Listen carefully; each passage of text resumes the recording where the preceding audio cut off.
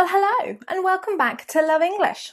Being British isn't just about having a good cup of tea, nor is it just about fish and chips. But what we really identify with is language. So today I'm going to tell you about 10 very British expressions that really, only the British understand.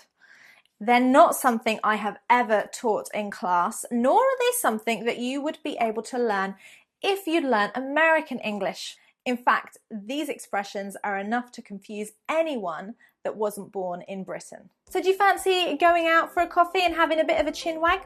We could even have a butcher's around the shops.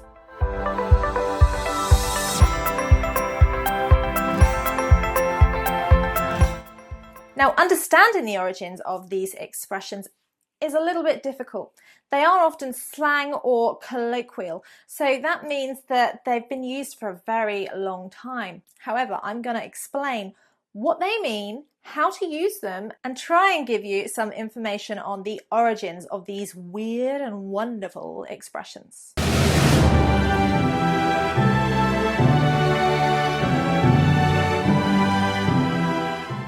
Okay, number one, to be a few sandwiches short of a picnic. Now, when the opportunity presents itself, meaning when it's not raining in the UK, we love to go out into the forests or down the beach and have a picnic. Now, this expression, to be a few sandwiches short of a picnic, actually is quite a recent expression. It was coined by a comedian, Lenny Henry, back in the late 80s for a comedy show. And its meaning, well, it simply means to not have a lot of common sense, maybe even not be particularly intelligent. It could also mean you're a bit crazy. Did you see that girl the other day? What was she doing? Dunno, think she was a few sandwiches short of a picnic. Number two is one word, but it is one word that the Brits always use. Now, it can be used as both part of a swear word or as an intensifier, meaning a word like very or really. The word bloody, bloody. Now, to say bloody hell is kind of rude, and so you might want to avoid it. But to say bloody, it's bloody freezing. It's bloody hot. Oh my God, that dinner was bloody rubbish. So, bloody means very, really. Its origins, well, no idea really, but it is often used. Even in some of the Harry Potter films, you might hear them say, that was bloody good. I think it was Ron, but I've got no idea which film he said that in. What the bloody hell was that all about? Okay, number three is a great one. And it actually originates from Cockney rhyming slang. It's been shortened. So to have a butcher's is to look. It comes from the Cockney rhyming slang, butcher's hook. Now, Cockney rhyming slang, that's another lesson. Let me know in the comments box below if you want to learn more about Cockney rhyming slang. To have a butcher's simply means to have a look. My family actually originate from London, so very often my mum will say to me, do you want to have a butcher's? Or let's have a butcher's in that shop. Now, number four, chinwag. Chinwag. Again, very British. Say this to American, they will not know what it means. To have a chinwag is to chat, to catch up with someone, to have a gossip, usually associated with women coming together and having a chat. So the origins of this expression, well, I haven't looked it up because to me this one actually makes sense. So your chin is just this part of your face here. You've got your jaw and your chin. So to have a chin wag, wag is usually what we say about a dog's tail, wag like this, I'm just doing this. But your chin moves a lot when you talk, at least it should. So do you fancy coming over for a cuppa and a chin wag? Number five, to be full of beans. Now, to be full of beans means you've got lots of energy. We often say this about children. Oh my God, they're full of beans. They just keep jumping around. What do I do with them? So the origins of this, to be honest, not really got a clue. I guess beans are full of energy if you eat them, and so you've got a lot of energy to burn. Who knows? Now, number six is Sods law. This is an expression that we would use as an exclamation.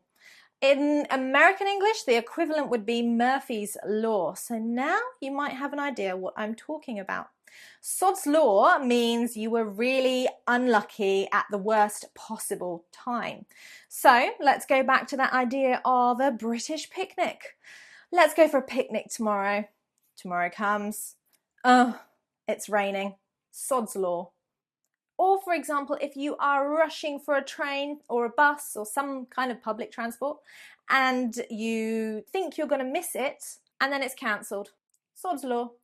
Or if you're getting married and you want to have beautiful weather to have your pictures taken, again, raining. Sod's Law. Actually, a lot of my examples are to do with rain. Maybe it's not so much Sod's Law, but living in the UK. Right, number 7.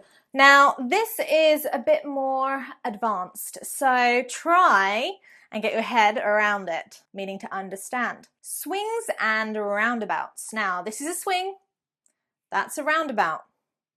Weird expression, is it not?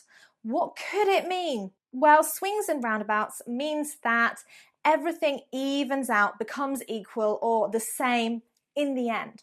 So, for example, if you're deciding how to get somewhere, should we go by car or take the train? The train would be faster, but there'll be traffic on the road if we take the car. Swings and roundabouts, it's the same in the end, whether you get the train or whether you take the car. Now, the expression came about during the end of the 19th century when fairground rides started to become popular in Britain. Number 8, another more advanced one, a bit unusual. Bob's your uncle. Now, Bob's your uncle, I actually had no idea what the origin of this was until I looked it up today for this lesson. My mum would often say, Bob's your uncle. I might even say it actually, but it is a very British expression and the origins are very British as you can expect. Bob's your uncle means that something can be done quickly and efficiently. So, for example, if you want to make a cup of tea, get a cup, boil the kettle, put the tea bag in the cup, and Bob's your uncle. I can actually give you the year that this expression was born. 1887. The theory is that the British Prime Minister, Robert Cecil, I think it's Cecil. Anyway, the name Robert, when it's shortened, is Bob. So the Prime Minister of Great Britain at that time, Robert Cecil, or otherwise known as Bob, decided to appoint his nephew, Arthur Balfour, as Chief Secretary for Ireland, which was both a surprising and an unpopular decision. So his nephew means that he, the Prime Minister, would have been his nephew's uncle.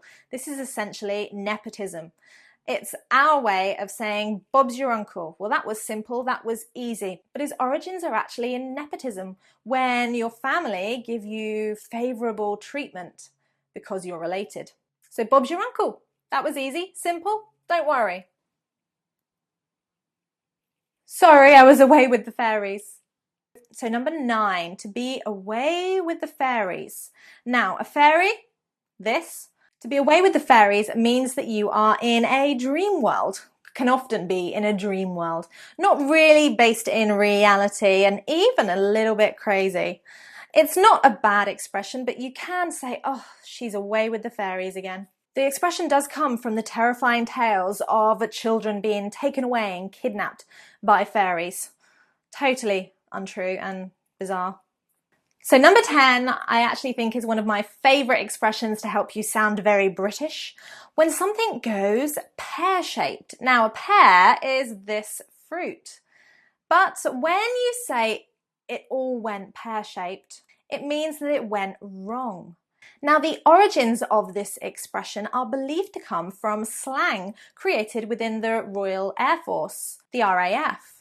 And apparently, pilots would say when their mission went off course and expeditions went wrong, that it went pear-shaped. Now, I really don't know if that's got anything to do with the shape of a pear. Who knows? So has anything gone a bit pear-shaped for you recently? Comment below and let me know. Thank you so much for watching this very British expressions lesson. I hope you're going to try and use some of those more advanced British expressions and surprise some of your native British friends.